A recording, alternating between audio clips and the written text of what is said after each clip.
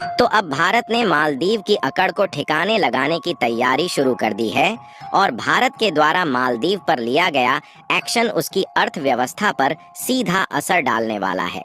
मालदीव के राष्ट्रपति ने जब से भारतीय सैनिक को निकालने की बात कही है, तब से भारत ने मालदीव के ऊपर कड़ा से कड़ा एक्शन लेना शुरू कर दिया है। हालांकि देखा जाए तो मालदीव की अर्थव्यवस्था पूरी तरह से भारत पर डिपेंड है, लेकिन इसके बावजूद भी मालदीव अपनी अकड़ से बाज नहीं आ रहा है और उसकी यह अकड़ मालदीव पर ही भारी पड़ रही है। और जब मालदीव की अर्थव्यवस्था बिगड़ने लगी है तो वह तुर्की और चीन जैसे देशों से मदद मांगते फिर रहा है। दरअसल हुआ यह है कि भारत ने मालदीव को सबक सिखाने की तैयारी एक बड़े कदम से शुरू की है। जैसे कि आपको मालूम होगा कि हाल ही में कुछ दिनों पहले भारत के प्रधानमंत्री नरेंद्र मोदी लक्षद्वीप के दौरे पर गए हुए थे। प्रधानमंत्री नरेंद्र मोदी लक्षद्वीप के दौरे पर एक टूरिज्म के रूप में गए थे, जहां पर उन्होंने समुद्र के किनारों का मनमोहक आनंद लेते हुए वहां के नए नए लोगों से मिलते हैं। और भारत का यही कदम मालदीव की अर्थव्यवस्था पर भारी पड़ रहा है और मालदीव चीन और तुर्की जैसे देशों से मदद मांग रहा है। आपको बता दें कि मालदीव की जो ज़्यादातर अर्थव्यवस्था है वह केवल टूरिज्म सेक्टर से ही बनी हुई है, और वह भी केवल भारत के बलबूते, क्योंकि भारत के ज़्यादातर लोग मालदीव में छुट्टियां बिताने जाते हैं, जिससे मालदीव को काफ़ी बड़ा फ़ायदा होता है। यही नहीं, इसके अलावा भी भारत के समुद्री रास्ते से मालदीव जाने वाले कार्गो शिप ने अपने रास्ते को बदलना शुरू कर दिया है। पूरी खबर क्या है इस वीडियो में समझते हैं। आगे बढ़ने से पहले भारत जिस तरह से मालदीव को सबक सिखा रहा है, उसके लिए इस वीडियो को एक लाइक और चैनल को सब्सक्राइब जरूर कीजिए।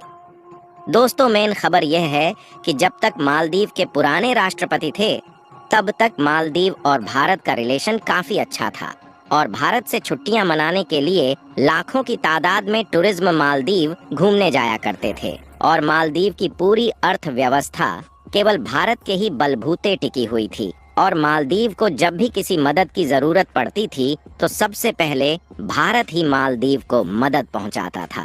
लेकिन जब से मालदीव के नए राष्ट्रपति मोहम्मद मुइज्जू हुए हैं, तो उन्होंने शुरुआती दौर में ही भारत के सभी सैन्य कर्मियों को बाहर निकालने की तैयारी शुरू कर दी है। वैसे देखा जाए तो इस सैनिकों की संख्या बहुत ज्यादा नहीं है, केवल 77 ही ऐसे सैनिक हैं जो मालदीव में सैन्य कर्मी के रूप में अपनी सेवा देते हैं। लेकिन मालदीव को यही 77 सैनिक भारी पड़ रहे हैं और उन्होंने इनको निकालने की तैयारी शुरू कर दी है। फिर भी मालदीव का यही कदम उस पर कितना भारी पड़ सकता है, मालदीव को इसका तनिक भी अंदाजा नहीं था। वैसे देखा जाए तो मालदीव में जो भी नए राष्ट्रपति या फिर प्रधानमंत्री बनते थे, वह सबसे पहले भारत के दौरे पर आते हैं। लेकिन मालदीव के नए प्रेसिडेंट मोहम्मद मुइज्जू सबसे पहले तुर्की की विदेश यात्रा पर गए थे और भारत के सबसे नजदीक होने के बावजूद भी वह भारत का दौरा नहीं करते हैं। और तुर्की के बाद मालदीव के राष्ट्रपति ने चीन से मिलने का अपना विचार बनाया है और भारत मालदीव की इन्हीं हरकतों से काफी ज्यादा नाराज है।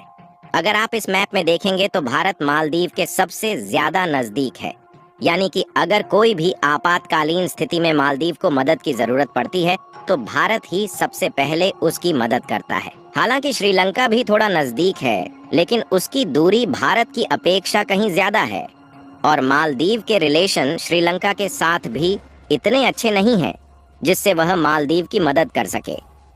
एक रिपोर्ट के मुताबिक साल 2023 में लगभग 1 लाख से ज्यादा टूरिज्म मालदीव घूमने गए थे और आप इसी से अंदाजा लगा सकते हैं कि मालदीव की अर्थव्यवस्था में हम भारतीयों का कितना बड़ा योगदान है। लेकिन अगर इसके बावजूद भी मालदीव चालबाजी दिखाता है तो भारत चुप नहीं रहने वाला है और अब इसकी अकड़ को ठिकाने लगाने के लिए भारत ने लक्षद्वीप पर फोकस करना शुरू कर दिया है। भारत करोड़ों रुपए की इन्वेस्टमेंट लक्षद्वीप को एक अच्छा टूरिज्म सेक्टर बनाने में कर रहा है। अगर आप इस मैप को ध्यान से देखें तो आपको दिखाई देगा कि लक्षद्वीप पर भारत का ही कब्जा है और इसकी दूरी भारत से काफी ज्यादा नजदीक है, जबकि मालदीव इससे कहीं ज्यादा दूरी पर स्थित है। यानी सीधे तौर पर कम खर्चे में यहाँ पर आ जा सकते हैं और इसकी जो सुंदरता है वह मालदीव की अपेक्षा काफी ज्यादा है। यानी जाहिर सी बात है कि अब हम भारतीय घूमने के लिए लक्षद्वीप को ही प्रेफर करने वाले हैं।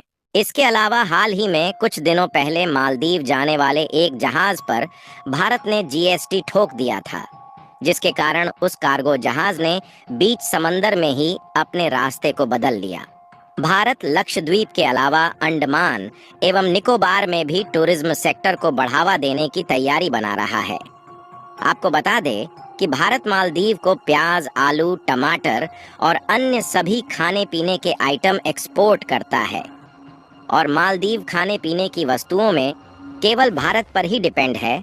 और ऐसे में अगर मालदीव किसी दूसरे देश से खाने पीने की वस्तुएं इंपोर्ट करता है तो उसकी ट्रांसपोर्टेशन कास्ट बढ़ जाएगी। यानी कि भारत मालदीव को सबसे कम दाम में खाने पीने की वस्तुएं एक्सपोर्ट करता है। और अब भारत ने जब मालदीव पर एक्शन लेने की शुरुआत कर दी है तो खाने पीने की वस्तुओं का एक्सपोर्ट भारत रोक सकता है। अगर मालदीव तुर्की से भी खाने पीने की वस्तु इंपोर्ट करने के बारे में सोचता है तो सबसे पहले नुकसान ये है कि ट्रांसपोर्टेशन कॉस्ट बढ़ जाएगी।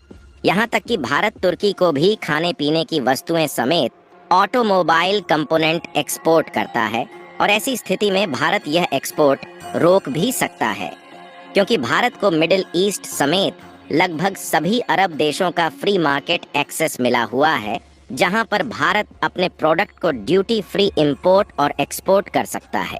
अगर मालदीव से भारत के इंपोर्ट को देखा जाए तो मालदीव भारत को केवल क्रूड ऑयल यानी कि कच्चा तेल एक्सपोर्ट करता है और वह भी भारत अपनी बहुत ही कम ज़रूरतों का क्रूड ऑयल मालदीव से इंपोर्ट करता है। और ऐसा इसलिए क्योंकि भारत को रसिया समेत कई सारे अरब देश ऑलरेडी सस्ते दामों में क्रूड ऑयल बेच रहे हैं और वैसे भी अब क्रूड ऑयल की ज़रूरत धीरे धीरे ख़त्म होती चली जा रही है और इसकी ज़रूरत केवल इंडस्ट्री और फैक्ट्रीज में ही रह जाने वाली, क्योंकि भारत समेत सभी देश रिन्यूएबल एनर्जी पर काम करना शुरू कर चुके हैं और इसमें भारत की रिलायंस, अदानी ग्रुप और JSW जैसी बड़ी बड़ी कंपनियां ऑलरेडी पार्टिसिपेट कर चुकी हैं। और हाल ही में भारत ने UAE यानी कि संयुक्त अरब अमीरात से सीधे रुपए में कच्चे तेल को खरीदने की डील फाइनलाइज की है, जिसमें आगे चलकर भारत सस्ते दामों में एक बड़ी मात्रा में क्रूड ऑयल खरीदने वाला है। इसके अलावा भारत खुद अब सेल्फ डिपेंड होना चाहता है और अंडमान निकोबार में रुके हुए तेल कुएं के प्रोजेक्ट पर फिर से काम स्टार्ट कर दिया है। जानकारों का मानना है कि यहाँ पर लगभग 17 मिलियन टन क्रूड ऑयल का भंडार मौजूद है, जिसमें ONGC, ऑयल इंडिया जैसी बड़ी बड़ी कंपनी ऑलरेडी ज्वाइंट वेंचर में काम करना शुरू कर चुकी है। एक तो पहले से ही मालदीव की अर्थव्यवस्था ठीक नहीं थी और इन्हीं सबके कारण और ज्यादा उसकी अर्थव्यवस्था बिगड़ने वाली है।